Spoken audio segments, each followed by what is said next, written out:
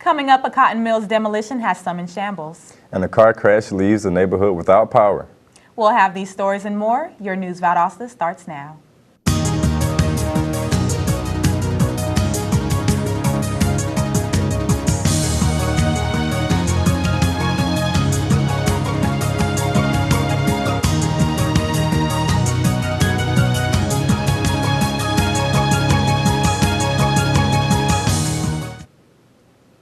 Welcome to News Valdosta. I'm Derek Hill. And I'm Brittany Williams. The Valdosta Regional Airport is a huge contributor to the regional's total economic output. A study from the Georgia Department of Transportation says the airport accounts for a total of 260 jobs with a $7.8 million payroll per year. The job list is broken down into direct and secondary jobs. Direct jobs are people working firsthand for the airport, like baggage handlers and flight attendants. Indirect jobs include outsourced food suppliers. While the 2010 data is a good reference, a few things have changed at the airport. Since last year, there is a helicopter crew station, which added many more jobs. The steel claws of cranes continued their demolition on the last remaining parts of the Strickland Cotton Mill located in Remington. The demolition request came up in 2012 and many people have protested this action and started a campaign to save the mill. The cotton mill is a historic building that holds meaning to many local residents and has stood its ground for many years. However, with the mill being closed for almost a decade, the owner could not afford renovations, nor could the city. Only the smokestacks will remain. The November elections are now less than 2 months away, but the candidate runoff elections are set for next month. Of the officials being elected, county commissioner is a large role, and currently there are 2 qualified candidates competing for the position in District 3. A suspect has finally been arrested for the murder of Kenneth Johnson and the aggravated assault of LaShawna Williams. On August 22nd, the 2 victims were shot in the parking lot of Applebee's on 3254 Perimeter Road by an unidentified man. Last Friday, after finding evidence trying to find the suspect to the crime, police obtained arrest warrants for 33-year-old Anthony Caesar. Caesar was arrested for felony murder, aggravated assault, and possession of a firearm during the commission of a crime. Yesterday morning, U.S. Marshals arrested Caesar in Atlanta area. Further details of the arrest will have been withheld, but the police are asking for anyone who has information on the shooting to please come forward. Did you notice a power outage recently? Well, it may have been due to a car crash earlier this week. News Valdosta reporter Tevin Williams has more on this story. At 6:20 p.m. Sunday evening, the City of Valdosta and Remington Police Departments were called to the Baytree and Jerry Jones intersection. A 1-car accident was reported and a hit and struck light pole was damaged. A yellow Ford Mustang was the cause of the whole incident. Baytree traffic was handled and diverted by the Valdosta and City of Remington Police Departments. There were no injuries reported from both City of Valdosta and Remington Police Departments. Georgia Power Industry was on the scene to repair the damaged light pole and restore energy to the whole street. With your News Valdosta Police Look Live report, this is Tevin Williams. A new term has started at Wiregrass Technical College. With few changes being made to academics, News Valdosta, Ariel Hairston has more. Here at Wiregrass Technical College, students are able to get degrees in programs such as business, healthcare, and computer science. This academic school year, changes have been made. With over 100 programs, including 30 associate degrees, Wiregrass Technical College gives Valdosta community members an opportunity to go back to school. My major right now is nursing. I hope to start the nursing program in 2015. I hope to just get out of it my nursing degree for now. Students in the healthcare program are provided with hands-on experience in their field. Classes began in August. From August until December, we'll be doing classwork only. Learning our tools, learning medical terminology, anything to prepare us for hands-on. In January, we'll actually be working in the operating room, getting an experience of how it's really going to happen. This year, academic changes have been made with the introduction of My Campus. Usually the classes are web enhanced, meaning we go into class for the lecture, but all our homework is submitted online. That's the only thing that I think is different. It's just going to lecture and then doing all your work online. If you would like to learn more about classes at Wiregrass, please visit their website. For News Valdosta, I'm Ariel Hairston. With crimes like the Applebee's shooting, you might get the impression that violent crimes are on the rise. But is that really what's happening? Brittany Williams brings us more on that story.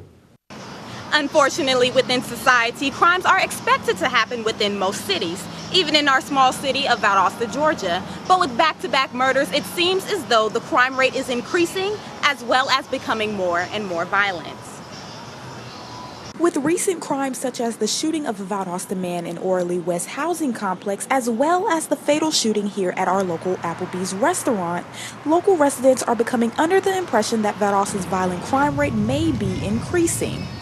I believe the crime rate's increasing. We've just had so many murders and shootings and just all kinds of stuff that's occurred in Valdosta. Anytime you have something of that nature, it's going to be more publicized. The media is going to pick that up, and that's going to lead their news, the story.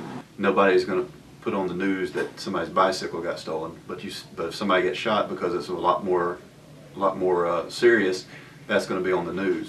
It's actually compiled data from the past, not just the past couple of years, but going all the way back to 2000. And we've seen where our Part 1 crimes, Part 2 crimes, which are our major crimes in Valdosta, have pretty much steadily stayed the same. As explained by Lieutenant Aaron Kirk, violent crimes are not occurring more often within the city of Valdosta, but they are more publicized due to the efforts of the media wanting to alert the citizens. As always, continue to practice safety precautions and remain calm. I'm Brittany Williams, and you're watching News Valdosta. When we come back, Chamber of Commerce members will be able to take part in Members to be Heard. Don't go away. This is Howard Shue, Music Director of Your Valdosta Symphony Orchestra. Join us in celebrating the VSO's 25th anniversary with an exciting season featuring world-renowned soloists and South Georgia's own VSO. Experience the power of music live in Valdosta. For more information, call 229-333-2150 or find us at valdostasymphony.org.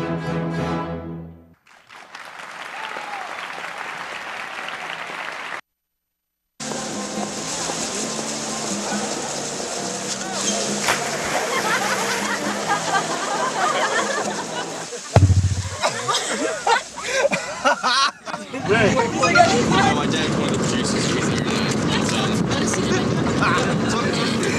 Bring this one.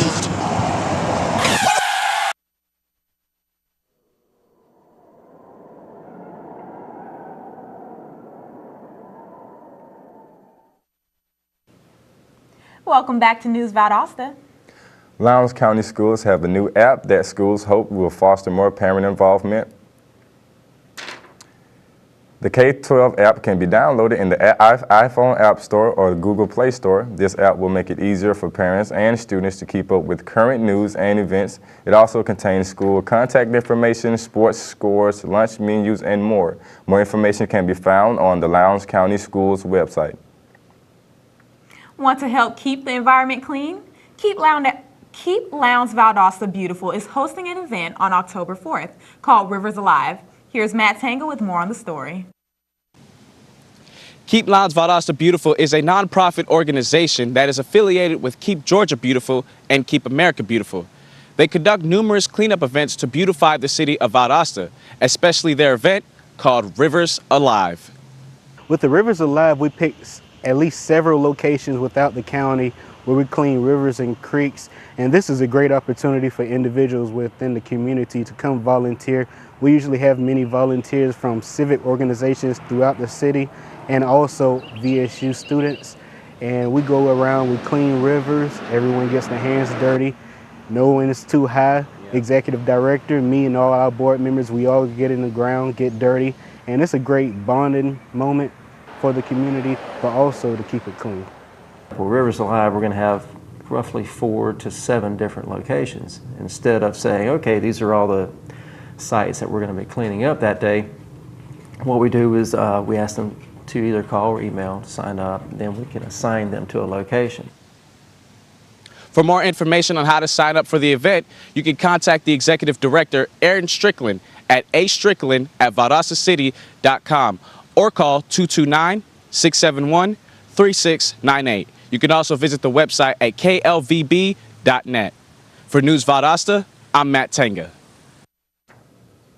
Wiregrass Georgia Technical College will host a blood drive next Tuesday, September 16th.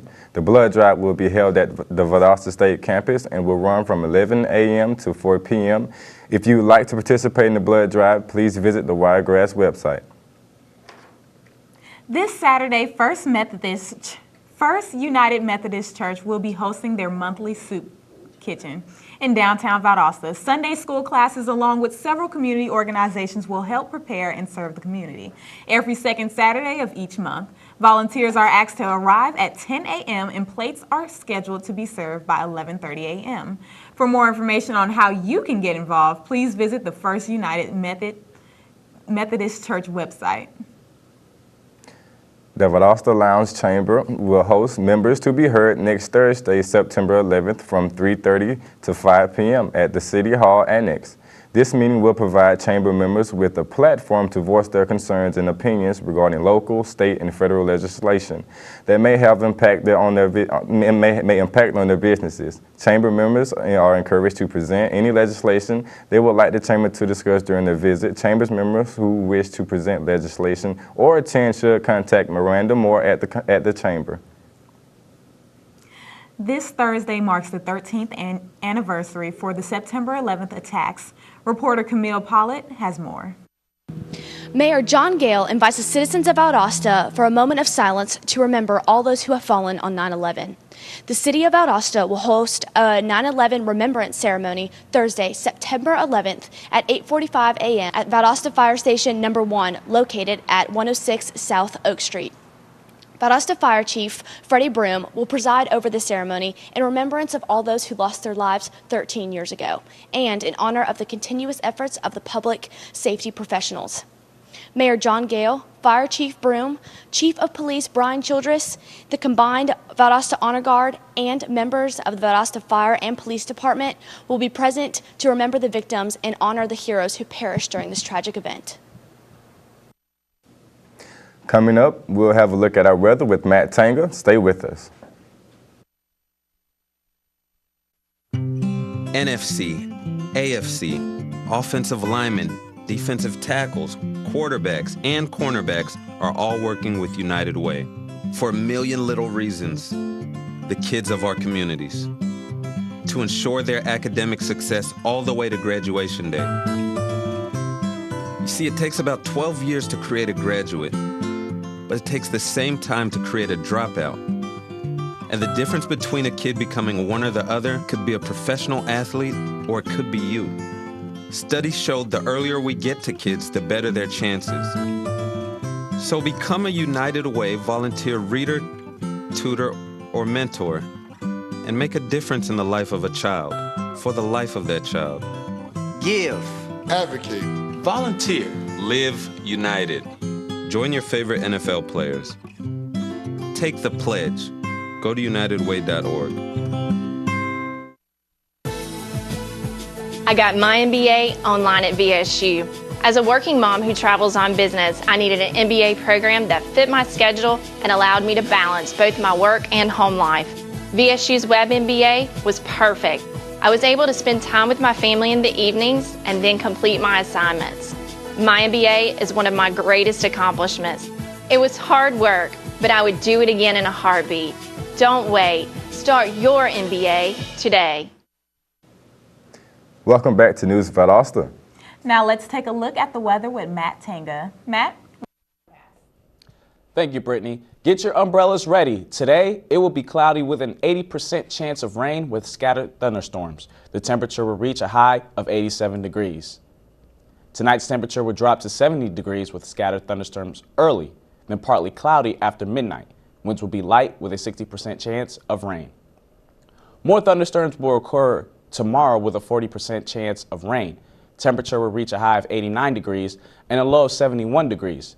The forecast shows a week long of showers and thunderstorms, so make sure you have your umbrellas and rain boots and try to stay as dry as you can. Today's UV index is set at 2, which is considered to be low on the 12-point scale. If you plan to be out and about today, and if you burn easily, make sure to cover up and use sufficient amount of sunscreen with an SPF of 30 or higher. Today there is a pollen count of 8.2, which is medium high on the pollen scale, and tomorrow will increase to 9.3. The breathing comfort for today should be very good, but if your allergies are extremely sensitive, consider staying away from open windows or just take the necessary medication to keep your allergies under control. That's all the weather I have for today. Back to you all at the news desk. Thanks, Matt. When we come back, Allison Thorpe will give us a closer look at sports, so stay tuned. Thanks for calling the GED Pep Talk Center. Jerry Stiller speaking. Your level 7 in-your-face pep talk. I can keep pushing you. Believe me, I'm good at it. But at some point, you're going to need to start pushing yourself. See, once you've got your GED diploma, you'll feel so good about yourself. You tell them. You can't change your past, but you can definitely change your future. That makes me so happy, I'm ready to bust out a dance. Mr. Trejo, can I transfer this guy to you? My gentle technique isn't really working. You need something a little more persuasive. Yes. You listen, and you listen good. Hey, where's my sandwich? Terry? Terry! Take it from me, the King DMC. It's a real cool thing to get your GED. Get that diploma! Now hold on and we'll find you free GED classes. Capiche? Whatever motivation you need, we've got a pep talk for you. Get your GED pep talk and find free classes at yourged.org. All right, give me a spot. You know my motto, safety first. They could be dangerous. I think we should call animal control. Animal control? To be safe. Don't worry. I got this. It's a new motto. You don't have to be perfect to be a perfect parent. There are thousands of teens in foster care who don't need perfection. They need you. Welcome back. Now let's check in with Allison Thorpe for our local sports. Allison?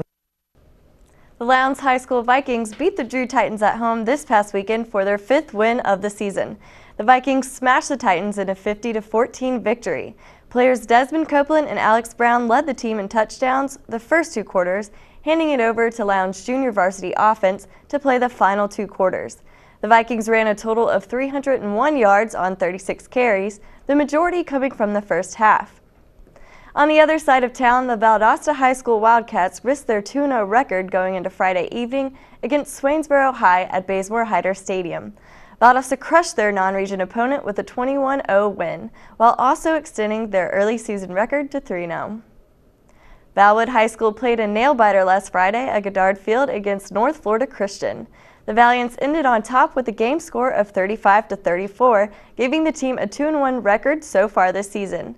Valwood took the lead with a little over a minute to go in the 4th quarter. On Florida Christian's next drive, Valwood's Terry Carter intercepted the ball and the Valiants ran the clock out. In college football news, a full house of over 9,000 people cheered on Valdosta State as they went up against Albany State this past Saturday for the first game of the season. The Blazers held strong the first 2 quarters, leaving Albany State with 0 points gained by halftime.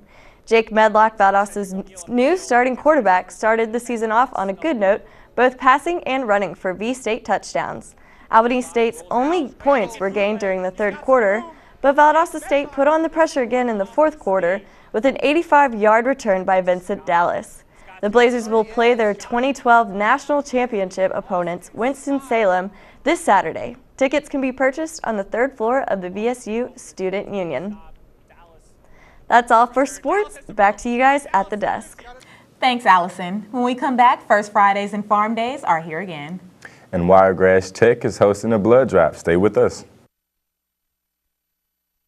So, I just moved in with this family, and it's embarrassing.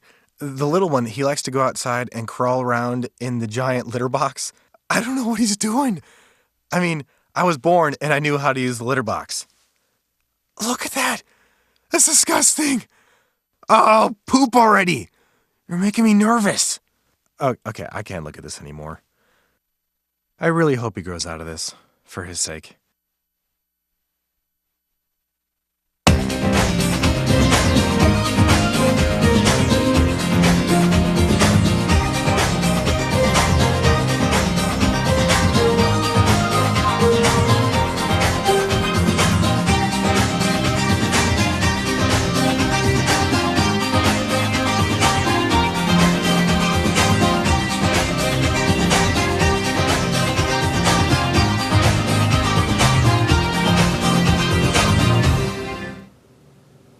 Welcome back to News Valdosta. Many events take place to spotlight the growing and local businesses of Valdosta, such as First Fridays and Farm Days. Aaron Ellis has more. First Fridays and Farm Days gives businesses the chance to expand business hours, all while introducing residents to the products of small growing businesses. Due to the sporting events of both high schools, some businesses closed at regular hours while others remained open to catch the First Fridays crowd. Even though the numbers were low and weather unpredictable, some businesses recall the benefits. First Friday in September, and we sold more merchandise last night in 3 hours than we did the entire week, if you can believe that. We will always support First Fridays downtown. Vendors of Farm Days faced the same obstacles when it came to showcasing their produce and homemade goods with extended business hours and an outlet different from festivals. Big farms really do use too many pesticides and herbicides and harm the environment. So we hope that just by these small grassroots farms, it will have an impact on our environment in a positive way. With First Fridays every month and Farm Days the first and third Saturday, we can continue to support our local farmers and small business owners. And it goes to show that even with unpredictable weather and local sporting events, success is still possible. With News Valdosta, I'm Aaron Ellis. That's it for our program today. Thanks for watching News Valdosta. I'm Brittany Williams. And I'm Derek Hill. We'll see you again tomorrow.